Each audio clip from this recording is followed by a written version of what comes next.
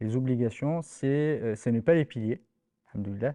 Si on les a oubliés, on a oublié par exemple la deuxième sourate, ou voilà, tout dépend des ulama, il y a toujours des divergences sur ces aspects, on ne va pas rentrer trop, barakallahu fik, comme tu l'as fait, tu le fais si bien, parfois quand, voilà, les divergences, c'est pas la peine non plus de rentrer trop dans les détails. Mais Inch'Allah. si on a oublié une obligation, Si on a oublié une obligation, comme Rabbana Sami Allahu liman hamida, alhamdulillah, Rabbana wa lakal walakal hamd. hamdu,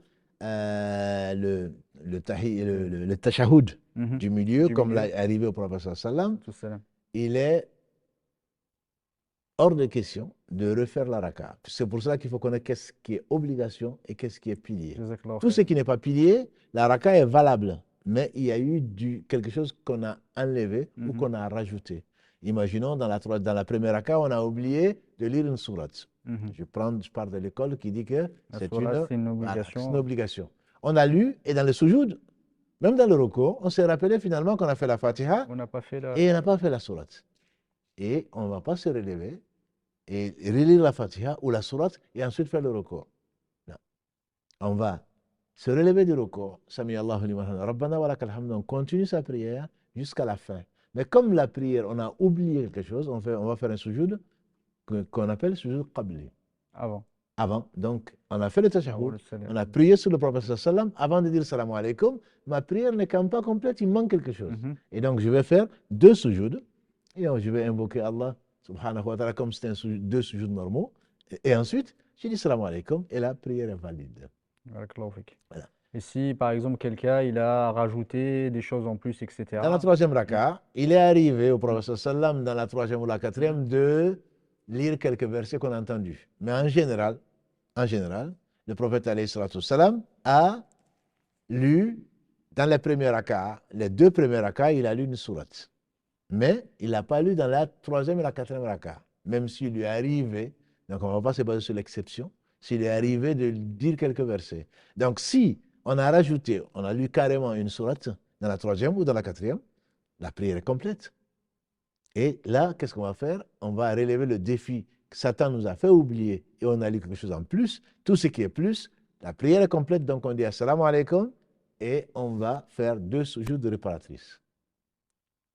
Barakallahu Et fik. donc, même si on a oublié la question que Mm. tu as posée, 15 minutes après, on est sorti et puis finalement, on a Mm. oublié de faire, L'obligation. voilà, de faire le Mm, sujoud. On peut faire le sujoud, dit le savant, même un an après. mhm. Quand on s'en rappelle, la prière est valide déjà. Faut se le rappeler. Barakallahu La fik. prière est valide, donc on peut, avec les ablutions bien sûr, si on se le rappelle le lendemain, finalement, je voulais faire Mm, deux sujouds en plus, mais je ne l'ai pas fait. Avec les ablutions, on se lève, on dit Allah Akbar, on fait directement deux sujouds, on dit salam alaikum, mm, la prière, elle est valide. mm. On n'a pas à la refaire. Contrairement à le cas qu'on a vu, un quart d'heure après, ne parlons pas d'une demi-heure, ou Mm. d'un jour après, je me suis rappelé que je n'ai pas lu la Fatiha, donc je n'ai prié que trois ou deux rakas et pas quatre. Barakallahu fik. Du coup, par Aïe, rapport à ça, c'est très clair, jazakallahu khairan. aïe, aïe, aïe. Sur le sujoud, on va parler vraiment du sujoud, comment on le fait? Est-ce que alors, c'est les mêmes sujoud que le sujoud sahwa, de l'oubli? Est-ce que c'est le même que les autres? C'est-à-dire qu'on dit la même chose pendant ces sujoud? Est-ce qu'il y a tashahhud? Parce qu'il y a quand même certains ulama, voilà, il y a quand même quelques avis là-dessus. Est-ce qu'on fait un tashahhud aussi pour les sujoud avant de faire salam alaikum? Voilà. Alhamdulillah, c'est les mêmes sujouds, il n'y a rien, il y a des invocations spéciales qui sont rapportées du prophète sallam, mais on sait que les invocations restent des invocations. Ce ne sont pas Hmm. c'est pas des obligations. Donc si dans un sujoud, on dit Subhana Rabbiyal Ala, ou on dit Subhanakallahumma, ou d'autres choses, on célèbre Allah, on les louange d'Allah, et ce n'est pas pour cela qu'on va faire un sujoud.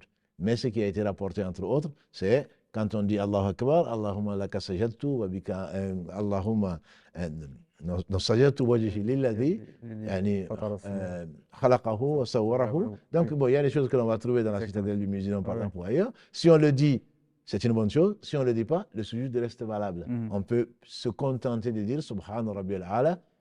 Voilà. Comme n'importe quel Comme sujoud, n'importe quel il sujet. y a rien de Exactement. Il ne faut pas le particulier. compliquer. Mhm. Si on veut Mhm. l'embellir, il faut revenir à la sunna. Et c'est encore mieux parce qu'on suit le Mhm. prophète sallallahu. Mais si on ne connaît pas, ou on a oublié, ou on s'est trompé, il n'y a absolument pas d'autre sujet à faire.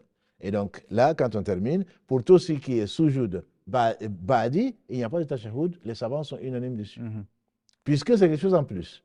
On a fait le tashahhud, on a fait la prière sur le prophète sallam, on a fait des invocations pour eux et pour nous, pour nos parents, il ne faut pas les oublier, même si on les oublie, ce serait plutôt une négligence, c'est leur droit de prier pour eux. Et on dit salam alaikum, et on fait 2 soujoud, et ensuite on dit salam alaikum. Après, si on fait le sujoud qabli, c'est-à-dire on a fait le tashahhud, on a fait la prière ibrahimi, Allahumma salli ala Muhammad wa ala ali Muhammad, on a fait des doigts contre, protection d'Allah contre les 4 en particulier. J'insiste dessus parce que je pense que la tombe, si tout se passe bien, alhamdulillah, le reste va se passer bien. Donc, il ne faut pas négliger de demander. Si le professeur a insisté dessus, c'est que c'est important. Donc, si on a fait toutes ces invocations et ensuite on veut faire, on fait 2 soujoud, certains disent il n'y a pas de tahiyya à nouveau à faire, de tashahhud à faire. D'autres disent qu'on doit le faire. Mais dans tous les cas, même si on ne le fait pas, la prière a été réparée, il n'y a pas de souci. Du coup, il n'y a pas besoin de tashahhud. On va partir sur le fait qu'il n'y a pas besoin. On l'a fait, et ensuite on a terminé. On dit salam alaikum. Voilà. Avant ou après? Après, si on l'a fait, ce n'est pas un souci parce que je connais un certain nombre de gens, parce qu'ils l'ont appris comme ça, ils le font toujours. Qu'ils continuent à le faire, ce n'est pas un souci. Mais s'ils ne le font pas, il n'y a rien qui prouve qu'il faut le faire. Voilà. Il y a une question, effectivement, pendant la prière en groupe. L'imam a oublié quelque chose, effectivement, a oublié une obligation. Nous, on l'a faite, l'obligation, forcément. Et il a fait le sujoud. Ça, où est-ce qu'on le suit ou pas? L'imam, même si on n'a pas oublié. L'imam a fait le sujoud sahou, on n'a pas oublié. L'imam a fait le sujoud sahou et avant le salam. Oui. Si c'est avant le salam, on suit l'imam jusqu'au salam. L'imam est fait pour être suivi. Ça, c'est un pilier même de la prière. Si on ne suit pas l'imam, la prière est nulle. Donc, si l'imam a fait sujoud sahou, on se demande, mais qu'est-ce qu'il a oublié? Demande-lui après si tu veux. Dans tous les cas, avant ton salam, tu suis l'imam. Même si toi, tu as lu, imaginons que l'imam a oublié la surah. Dans la prière du Dhuhr ou du Asr, à basse voix. Et donc, toi, tu ne l'as pas oublié, ce n'est pas une obligation, de toute façon, pour toi. Tu n'as pas oublié, l'imam fait un sujoud, sans se poser la question de savoir, est-ce que moi je l'ai fait ou pas? On suit l'imam, tant que c'est quelque chose qui est normal. Si l'imam se lève pour la 5e raka, ça c'est autre chose. L'imam se lève pour la 5e raka. Ça, c'est un cas triste. Il y en a qui se lèvent, il y en a qui le suivent, il y en a qui ne le suivent pas. On dit à l'imam, subhanallah. Lui, l'imam est convaincu qu'il est dans la 4e. Toi, tu es convaincu avec d'autres que tu es dans la 5e, qu'il est dans la 5e. Et là, on ne suit pas l'imam quand on est convaincu. Mais quand on doute, on suit l'imam. Voilà, ça c'est important parce qu'on n'a pas à obéir même à l'imam quand l'imam, entre guillemets, est en contradiction avec ce que Allah a rendu obligatoire. Il a dit le Dhuhr, le Asr, le Isha, c'est 4 rak'ah. L'imam se lève pour le 5e, tu lui dis subhanallah. Et donc l'imam doit comprendre, si c'est une seule personne, peut-être qu'elle est ailleurs. Mais si c'est 2, 3 personnes, l'imam doit se baser sur leur avis et se rasseoir. Et ensuite, donc, il va faire sujoud ba'di. Après, puisqu'il s'est levé, il s'est rassis, il va faire sujoud ba'di, donc après le salam. Est-ce qu'on le suit pour sujoud ba'di ou pas? Si nous, on est resté assis, lui s'est relevé. Si on attend que l'imam dise salam alaikum, il dit salam alaikum, on a fini. On a fini. Donc là, le salam, sauf si on vient en retard, auquel cas on complète, et à ce moment, comme on ne sait pas pourquoi il a fait, à ce moment, on fait sujoud ba'di après lui. Mais quand on est là et qu'on sait pourquoi l'imam fait sujoud ba'di, il a dit salam alaikum, on n'a pas le suivre. Quand l'imam dit salam alaikum, on a fini.